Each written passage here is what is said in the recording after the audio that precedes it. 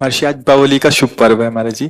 देश विदेश में आपको बहुत लोग सुनने वाले हैं महाराज जी। आपके कुछ आशीर्वचन कि आज क्या सावधानियां रखें, क्या करें क्या ना करें महाराज जी। असल बात क्या है कि हम जैसे सत्संग में बोले थे आज कि जितने भी हमारे त्योहार होते हैं वो भागवतिक होते हैं। इनमें कोई ना कोई संबंध हमारे भगवान की लीलाओं से होता है। जैसे ये दीपावली है तो अवध में भगवान श्री रामचंद्र जी, तो ये उत्सव मनाया गया। दीप, संपूर्ण अयोध्या दीप से प्रकाशित है। भगवान श्री राम 14 वर्ष वनवास के बाद अवध में जो है विराजमान हो रहे चक्रवर्ती सम्राट पद पे। तो ये अब इसे हम घर घर, हमें लगता है पूरे भारत में मनती होगी। सद्भावना तो है, पर हमको ये समझना पड़ेगा कि जैसे हम दीपावली उत्सव में जुआ आदि खेलने लगते हैं, लोग नहीं खेलने लगते कि भाई साल भर तो हम नहीं खेलते पर दीपावली को तो खेलें। क्यों भाई? कहां लिखा हुआ है कि आप दीपावली को वो अपराध करें जिसमें कलयुग का वास रहता है, जिसमें बड़े बड़े धर्मात्माओं की भारी भारी विपत्तियां आई। धर्मराज युधिष्ठिर, महाराज नल, दमयंती, बड़े बड़े पावन चरित्र हैं महापुरुषों के। क्यों? द्यूतकीड़ा में कलयुग का निवास है। कलयुग शराब पीना, मांस खाना, पर स्त्री गमन करना, स्वर्ण चोरी करना, द्यूतकीड़ा करना। द्यूत माने जुआ खेलना। तो जैसे दीपावली को ज्यादा तो हमें ज्ञान नहीं, पर गांव में हमने देखा था कि जो लोग नहीं खेलते थे वो भी खेलते थे। आज हम दांव लगाएंगे पर प्रभु से पूजन करो, अपने प्रिया प्रीतम का या भगवत विग्रह किसी का, और बैठ जाओ माला लेकर के 12 बजे रात्रि तक खूब नाम मंत्र जप करो। बड़ा शुद्ध, कई गुना बढ़कर के लाभ मिलता है। दीपक जला लो घी का, खूब गुरु मंत्र जपो, नाम जप करो, द्यूत कीड़ा आदि नहीं। ये सब आपको असत मार्ग में ले जाएगी। तो ये जो हमारा त्योहार है इसका आंतरिक भी स्वरूप है।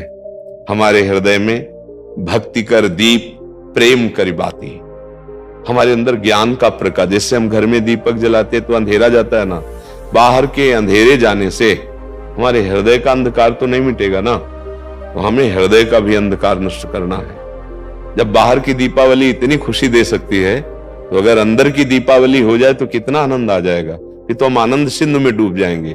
कौन सा दीप अंदर जलाया जाता है? भक्ति का दीपक और प्रेम की बाती। अगर भक्ति का दीपक प्रेम की बाती हो जाए तो उस प्रकाश जो प्रकट होता है उसे ज्ञान कहते हैं। उस ज्ञान से ये जितनी भी चिंता, शोक, दुख, मृत्यु आदि का भय है ये सब नष्ट हो जाएगा।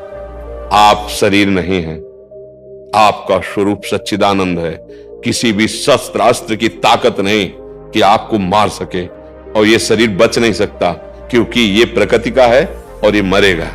जैसे ये बच्चा से कब जवान हुआ, कब बूढ़ा हुआ आपको पता नहीं चला, ऐसे ही कब मृत्यु आ जाएगी आपको पता नहीं चलेगा और शरीर छिन जाएगा।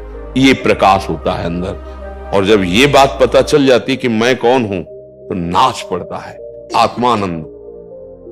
यज ज्ञात्वा स्तब्धो भवति मत्तो भवति आत्मा रामो भवति। जिसको जान लेने पर वो शांत हो जाता है, वो मस्त हो जाता है, वो आत्मा राम हो जाता है। ये आई दिवाली अंदर की।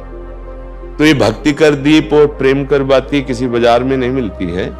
ये बाहरी दीपक और बाती तो बाजार में मिल जाती है, लेकिन ये भक्ति कर दीप प्रेम कर बाती कहां मिलेगी? बोले साधु संगति करी अनुदिन राती। यदि भगवत प्रेमी महात्माओं का संग हो जाए तो दीपक भी मिल जाएगा, बाती भी मिल जाएगी और प्रकाश भी हो जाएगा, अज्ञान अंधकार नष्ट हो जाएगा।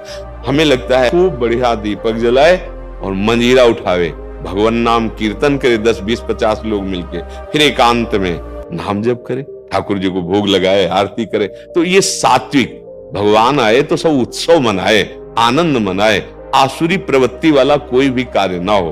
और अंदर भी जब हम नाम जप करेंगे, भक्ति करेंगे तो अंदर प्रकाश बहुत जरूरी है। आज हमारे बाहर तो प्रकाश की बहुत बढ़िया व्यवस्थाएं हैं, हाइलोजन बिजली सब चल रही। जब बिजली नहीं तो जनरेटर से चल जाएगा। अंदर अंधकार छाया हुआ है, नहीं छाया हुआ। इस अंधकार में जब तक दीपावली नहीं होगी तब तक वास्तविक आनंद का अनुभव नहीं होगा। और यहाँ आनंद, जैसे हम देखो अंधकार में क्या, रस्सी को सांप समझ रहे हैं, भयभीत हो रहे हैं, शरीर में इतनी आसक्ति, मैंने मान लिया मैं स्त्री हूं, मैं मान लिया मैंने पुरुष हूं, नहीं है तू, ये तेरी पोशाक है, और जितने भी दुख है सब इसी में आते हैं, तू काहे को इसको पकड़े हुए है, तू अपने स्वरूप को देख, तू अलग है। अब ये बात समझने के लिए साधन चाहिए। अब तुम गंदे आचरण करते हो, गंदा चिंतन करते हो, कैसे तुम अपने स्वरूप को जानोगे? तो यही ज्ञान प्रकाश, यही ज्ञान हो जाए कि मैं भगवान का अंश हूं, जिसे भगवान कहते हैं ममैवांशो, और भगवत प्राप्ति करना मेरा परम धर्म है।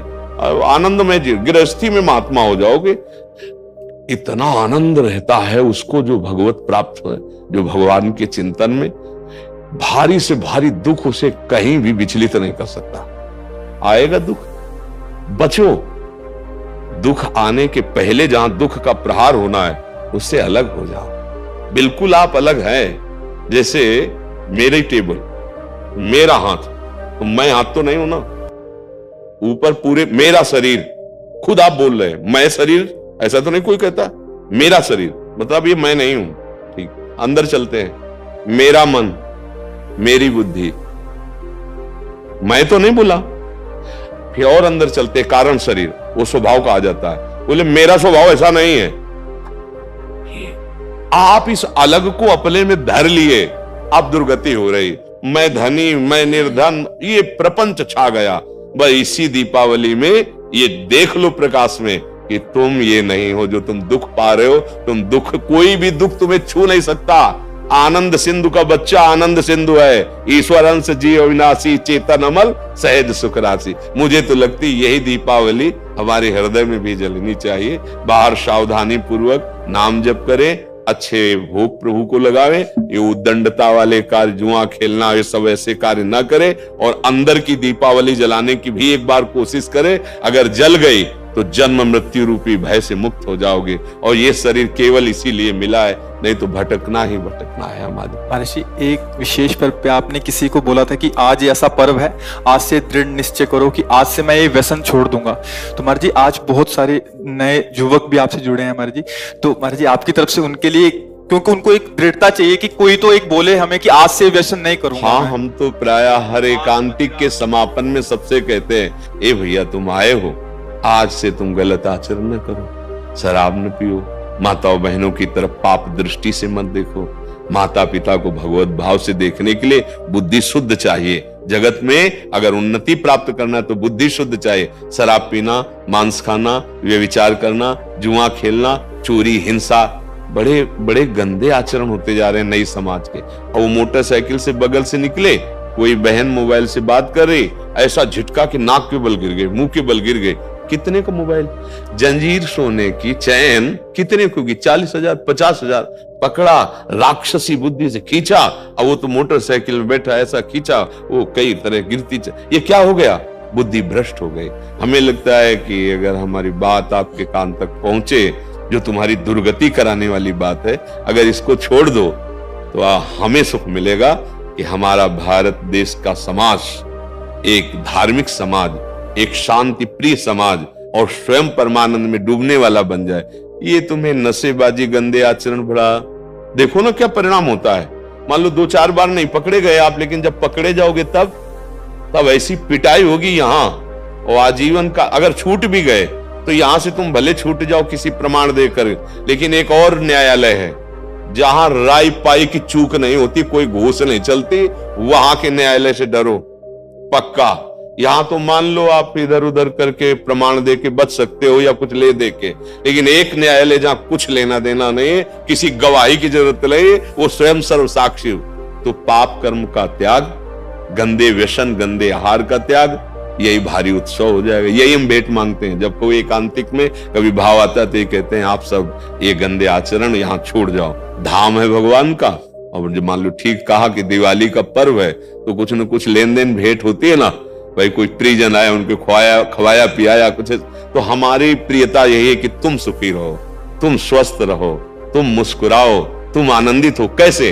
अच्छे आचरणों से, भगवान नाम जप से। अगर बुरे आचरण करोगे तो भाई तुम्हें रुपया शांति नहीं दे सकता। देखो, कोई वो चूक ना कर देना जो घर में, गांव में और समाज में आप ऐसे उठा के ना देख पाए। मात्र कुछ चंद रुपए के कारण जब हमारी बात बिगड़ जाती है तो हमारी पदवी और समाज की प्रियता सब नष्ट हो। एक गलती ने पूरा मिटिया मेट कर दिया। कोई अधिकारी जी थे तो उन्होंने मात्र 10,000 रुपए की वो प्रियता में, और उनको उन्हीं के अधिकारी जन जो क्राइम विभाग कहते हैं, वो उनको ऐसे बुरी तरह पकड़ के ले जा रहे थे। अब मुझे किसी के दबाव और प्रलोभन में आकर कभी वो मत करना कि एक न्याय और विभाग है वहां तुम्हें कटघरे में खड़ा किया जाए, क्योंकि सबका न्यायाधीश श्री कृष्ण है। वो जब न्याय करता है तो वहां किसी गवाही की जरूरत नहीं रहती। आपका पद, आपकी जो योग्यता, वो हमारे समाज के मंगल के लिए। आप नमक रोटी खाओ, भले आप कष्ट से जियो, लेकिन आप आंख झुकाने वाले नहीं बनो। आंख में आंख डाल के बात करने की क्षमता रहे और अपने पद के द्वारा अधर्म को दंड देने की क्षमता रहे। अगर आप गलती कर दिए तो पढ़ाई लिखाई, माता पिता, समाज, इससे आप आंख नहीं मिला पाएंगे, सब व्यर्थ हो जाएगा। ये क्यों व्यर्थ हो जाता है? जब हमें ये बात समझ में आती कि धन में सुख है, बुद्धि भ्रष्ट हो गई, पतित हो गई बुद्धि। नहीं, धन में सुख नहीं, धर्म में सुख है। आप देखो ना, बहुत आप अधर्म पूर्वक धर्म ले तो आप देखो आपका परिवार बिखर जाएगा, अशांति पैदा हो जाएगी। ऐसी संतानें पैदा होंगी जो आपको हर समय देखकर जलाती रहेंगी। पक्का विश्वास मानना, अधर्म के धन से कभी सुख शांति नहीं मिलती। और ये अधर्म तभी होता है जब हमारी बुद्धि खराब हो, और बुद्धि खराब तभी होती है जब ये 6 बातें होती है। पक्का समझ लेना, शराब पीना, मांस खाना, परिस्त्री से या परपुरुष से व्यभिचार करना, और हिंसा करना, और चोरी करना, द्युत कीड़ा आदि चोरी करना, जैसे ये चोरी ही मानी जाती है। अधिकार के विपरीत आचरण करना चोरी ही मानी जाती है। ये जब होगा तो कलयुग बैठ जाएगा, कलयुग को ये स्थान दिए, और कलयुग जब बैठ जाएगा तब दुर्दशा करा देगा। एक बड़े धर्मात्मा महापुरुष की बुद्धि में बैठ गया कलयुग। वो मुकुट लगाने के कारण जरासंध का, तो एक ऋषि के गले में मरा हुआ सर्प डाल दिया, और कारण बन गया मृत्यु का। 7 दिन में तक्षक काटेगा, ऐसा संगी ऋषि ने शाप दे दिया। इसलिए बहुत सावधान। हाँ, हमारे पास भगवान की कृपा से जो आपका आना हुआ है, आप नशा रहित, आप गंदे आचरण रहित एक अच्छे मानव बने, तब आप में देवता बनने की सामर्थ्य आवे, दैवी संपदा आवे। फिर आप चाहो तो नारायण बन सकते हो। जब नारायण नर बन सकता है तो सीढ़ी हुई ना, तो आप इसी से चढ़ सकते हो। नर नारायण बन सकता है क्योंकि हम उसी के अंश हैं। तो इसलिए सत्संग का लाभ ले और व्यसनों को त्याग दे। वृंदावन में बैठे हो, अगर नियम ले लो तो बहुत बड़ा सहयोग मिल जाएगा। भाई कोई कसम खवाई जाती तो मंदिर में नहीं चका जाता, चलो मंदिर में। तो एक मंदिर क्या, यहाँ तो धाम है 84 कोस ब्रज, यहाँ नियम ले लो, शराब नहीं पिएंगे, मांस नहीं खाएंगे, पराई माता बहन को गंदी दृष्टि से नहीं देखेंगे, चोरी नहीं करेंगे, जुआ नहीं खेलेंगे, हिंसा नहीं करेंगे। ले लो अंदर से। जो नहीं करते हो तो धन्यवाद के पात्र, जो करते हो तो बताने की जरूरत नहीं। नियम ले लो, मंगल हो जाएगा। जो YouTube से सुन रहे हैं, सोशल मीडिया से सुन रहे हैं, वो कैसे लें? हाँ, जब हम बोल रहे हैं तो वचन कान में गया और वो साक्षी मान ले, वो हमारे वचन को साक्षी मान ले, संत वेश को साक्षी मान ले, और उनको पावर न मिले तो बताना। जो दवाइयों से तुम नशा नहीं छोड़ सकते, बात मान लेना, वो पावर आपको अपने आप पहुंच जाएगा। जैसे पिछले में कोई बोला था कि हम अपने परिवार के मांस मछली ये सब छोड़ दिया खाना। हाँ महाराज, पिछले बैच में बोला था। हाँ, क्या हम कभी मिले हैं? न कभी देखा है। हुआ क्या? उसने बात मान ली ना, साक्षी मान ली, तो ये शब्द ऐसे नहीं निकल रहे हैं। ये मनोरंजन नहीं है। आप सच्ची बात समझना, ये केवल आपके कल्याण के लिए निकल रहे हैं, और आप पकड़ लो, इनमें ताकत है। जैसे आपसे कहते कि आज से शराब ना पीना, आप नियम ले लें, तो आपकी जो दिक्कत होगी छोड़ने की, वो आपको पावर मिल जाएगा। क्योंकि भगवान छुड़वाना चाहते हैं ना तो सामर्थ्य भी देते हैं। ये केवल ढांचा भर है, काम उन्हीं का हो रहा है, वो ही कर रहे हैं। अगर वो ना करें तो इस ढांचे में बोलने की सामर्थ्य नहीं। आप सच्ची समझ लेना, ये दिमाग जो काम कर रहा है हमारा नहीं कर रहा है, शरीर का। हाँ, ये श्री कृष्ण का कर रहा है, ध्यान रखना। ये तो वो तो अपार सामर्थ्यशाली है। हाँ, वो शराब मत पीना, तो मत पियो। आप देखो आप में सामर्थ्य आ जाएगी। आप ये वचन पकड़े रहना, जहां भी होगे वहीं श्री कृष्ण है। जहां भी कोई कण और कोई क्षण ऐसा नहीं जो श्री कृष्ण से अलग हो। हर समय तुम्हारे साथ हैं, वो तुम्हें पावर दें। अच्छे आचरण करो, नाम जप करो, राधा राधा।